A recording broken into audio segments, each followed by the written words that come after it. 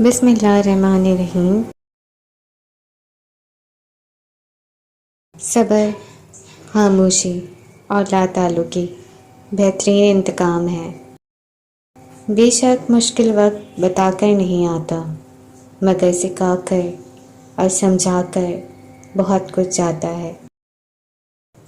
صبر وقت مانگتا ہے اور وقت صبر مانگتا ہے۔ صبر اور نماز سے مدد لیا کرو، بے شک اللہ صبر کرنے والوں کے ساتھ ہے۔ دکھ میں کبھی پچھتاوے کے آنسو مت بہاؤ، بلکہ یہ سوچو کہ تم وہ خوش نصیب ہو جس کو اللہ نے آزمائش کے قابل سمجھا۔ انسان ہمیشہ تکلیف میں سیکھتا ہے، خوشی میں تو پچھلے سبق بھی بھول جاتے ہیں۔ جس مقام پر آ کر برداشت ختم ہو جاتی ہے، اسی مقام سے صبر شروع ہوتا ہے۔